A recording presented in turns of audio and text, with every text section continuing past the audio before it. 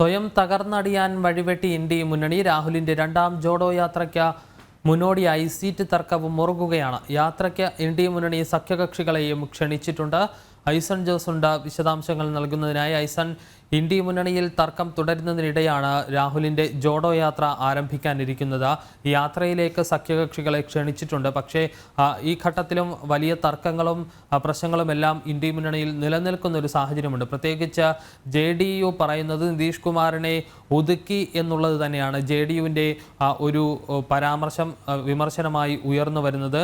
നിതീഷ് കുമാറിനെ പ്രധാനമന്ത്രി സ്ഥാനാർത്ഥിയായി ഉയർത്തിക്കാട്ടണം എന്നുള്ളത് തന്നെയാണ് JDUവിൻ്റെ ആവശ്യം. എന്നാൽ അത് അംഗീകരിക്കാത്ത ഒരു നിലപാടാണ് മറ്റ് ഘടകകക്ഷികൾ, അതായത് മമതാ ബാനർജി അടക്കമുള്ളവർ അതിനെ അംഗീകരിക്കാത്ത ഒരു നിലപാട് സ്വീകരിക്കുകയും ചെയ്യുന്നുണ്ട്.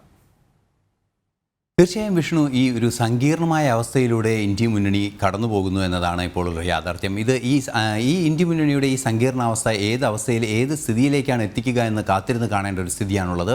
വർഷങ്ങൾക്ക് മുമ്പ്, 1-2 വർഷങ്ങൾക്ക് മുമ്പ് KC വേണുഗോപാൽ തന്നെ മാധ്യമങ്ങളോട് വളരെ കൃത്യമായി പറഞ്ഞത് ഒരു കോമൺ മിനിമം പ്രോഗ്രാം ഉണ്ടാവും, ആ പ്രോഗ്രാമിൻ്റെ അടിസ്ഥാനത്തിലായിരിക്കും തങ്ങൾ മുന്നേറുക എന്നാണ്. എന്നാൽ തങ്ങളുടെ സ്ഥാനാർത്ഥി ചർച്ചയിൽ പോലും കൃത്യമായൊരു അവധാനതയിലെത്താൻ അവർക്ക് സാധിക്കുന്നില്ല എന്നതാണ് യാഥാർത്ഥ്യം. ഇപ്പോൾ ഇന്നലെയാണ് അധീർ രഞ്ജൻ ചൗധരി വളരെ ശക്തമായി TMC നേതാവ് കൂടിയായ മമതാ ബാനർജിക്കെതിരെ ശക്തമായ നിലപാടുകൾ സ്വീകരിച്ചത്. അതായത് സ്വീറ്റ് ഷെയറിംഗ് സംബന്ധിച്ചാണ് പശ്ചിമ ബംഗാളിലും ഒരു പ്രശ്നമായി ഉയർന്നു വന്നത്. ഈ പ്രശ്നം അതിസങ്കീർണമായി കൊണ്ടിരിക്കുന്ന സാഹചര്യത്തിലാണ് ഇപ്പോൾ നിതീഷ് കുമാറിൻ്റെ ഭാഗത്തു നിന്നും JDUവിൻ്റെ ഭാഗത്തു നിന്നും എല്ലാം ഇത്തരത്തിലുള്ള നിലപാടുകൾ പുറത്തു വരികയും ചെയ്യുന്നത്.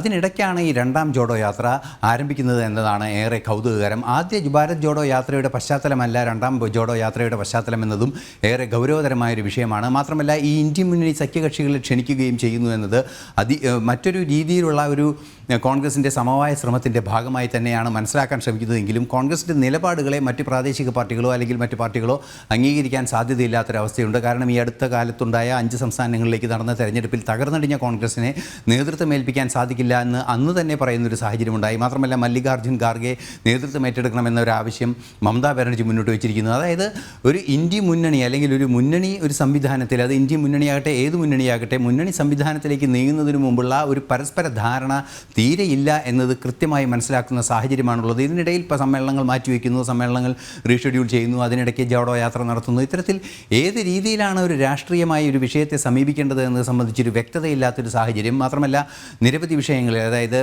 രാമക്ഷേത്ര നിർമ്മാണം സംബന്ധിച്ച വിഷയങ്ങളിലെല്ലാം തന്നെ ഒരുപാട് പ്രശ്നങ്ങൾ ഈ ഇന്ത്യ മുന്നണിയുടെ ഉള്ളിൽ ഉണ്ടാകുന്നു. അത് പോകാൻ തയ്യാറല്ല എന്ന് ചില പാർട്ടികൾ പറയുന്നു, പോകരുത് എന്ന് പറയുന്നു, പോകണമെന്ന് പറയുന്നു. ഏത് രീതിയിലാണ് കോൺഗ്രസ് ആ വിഷയത്തെ സമീപിക്കുന്നത് സംബന്ധിച്ച് വ്യക്തതയില്ലാതാകുന്നു. ഇത് വ്യക്തിപരമായ വിഷയമായി മാറുന്നു. അത്തരത്തിൽ ഒരു സങ്കീർണതയിലേക്ക് കാര്യങ്ങൾ നീങ്ങുന്നു എന്നാണ് മനസ്സിലാക്കാൻ സാധിക്കുന്നത്. ഈ പശ്ചാത്തലത്തിലെല്ലാം തന്നെ പരിശോധിക്കുമ്പോൾ സ്വാഭാവികമായും ഈ ഘടക പാർട്ടികൾ അല്ലെങ്കിൽ കോൺഗ്രസിൻ്റെ ശക്തി ക്ഷയിച്ചുകൊണ്ടിരിക്കുകയും മറ്റ് ലിംബിങ്, അതായത് മറ്റ് സംവിധാനങ്ങളുടെ സംവിധാനത്തിൽ, അതായത് മറ്റ് രാഷ്ട്രീയ പാർട്ടികളെ ഊന്നുവടിയാക്കി കോൺഗ്രസ് നേതൃത്വത്തിലേക്ക് വരാൻ ശ്രമിക്കുകയും ചെയ്യുമ്പോൾ ആശയപരമായ വലിയ ഭിന്നതകൾ, അതുപോലെ തന്നെ മറ്റ് കക്ഷി രാഷ്ട്രീയ ഭിന്നതകളെല്ലാം തന്നെ ഒരുമിച്ച് ചേർന്ന് വലിയ പ്രശ്നമായി മാറുന്നൊരു സാഹചര്യം ഉണ്ടാകുന്നു. ഈ തെരഞ്ഞെടുപ്പ് അടുത്തിരിക്കുമ്പോൾ, അതായത് ഈ വർഷം തന്നെ തെരഞ്ഞെടുപ്പ് നടക്കുമെന്ന് ഉറപ്പുള്ളൊരു സാഹചര്യത്തിൽ, അതായത് ആദ്യ പാദത്തിൽ തന്നെ അല്ലെങ്കിൽ മെയ്ക്കുള്ളിൽ തെരഞ്ഞെടുപ്പുണ്ടാകും, പുതിയ സർക്കാർ ഉണ്ടാകുമെന്ന അത്രയും സന്നിഗ്ധാവസ്ഥയിൽ പോലും ഇന്ത്യ മുന്നണിയുടെ ആ ഒരു ഐക്യം ഉറപ്പിക്കാൻ സാധിക്കുന്നില്ല, ഒരു തീരുമാനമെടുക്കാൻ സാധിക്കുന്നില്ല.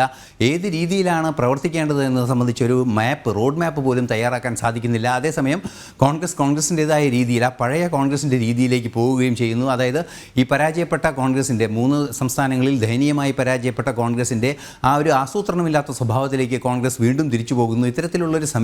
ഇത്തരത്തിലുള്ളൊരു അവസ്ഥാവിശേഷങ്ങളാണ് ഇപ്പോൾ നിലനിൽക്കുന്നത്. അതുകൊണ്ട് തന്നെ രാഷ്ട്രീയമായ ഒരു കെട്ടുറപ്പ് അല്ലെങ്കിൽ രാഷ്ട്രീയമായ ഒരു നിലപാട്, ഒരു ആശയം, അതൊന്നും തന്നെ ഇപ്പോൾ കൃത്യമായില്ല. മാത്രമല്ല സീറ്റ് ഷെയറിംഗ് സംബന്ധിച്ച്, അധികാര രാഷ്ട്രീയത്തിൻ്റെ വടംവലികൾ സംബന്ധിച്ചുള്ള തർക്കങ്ങൾ ഉടലെടുക്കുകയും ചെയ്തിരിക്കുന്നത് എന്നതാണ് ഇന്ത്യ മുന്നണി നേരിടുന്ന ഏറ്റവും വലിയ പ്രശ്നം.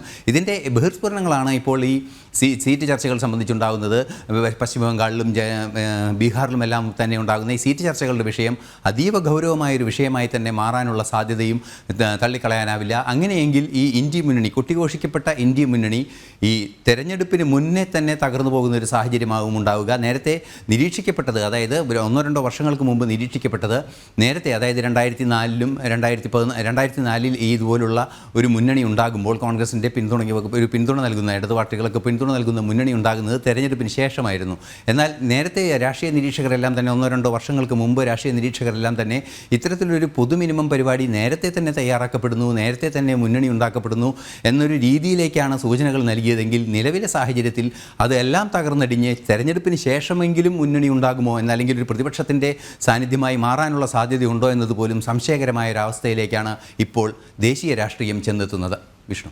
യെസ്, അതുതന്നെയാണ്. ഇന്ത്യ മുന്നണിയിൽ തർക്കം തുടരുകയാണ്. സീറ്റ് വിഭജനം പോലും കാര്യക്ഷമമായി ചർച്ചയിലൂടെ മുന്നോട്ട് കൊണ്ടുപോകാൻ മുന്നണിക്ക് സാധിക്കാത്ത സ്ഥിതിയാണ് ഇപ്പോഴുള്ളത്.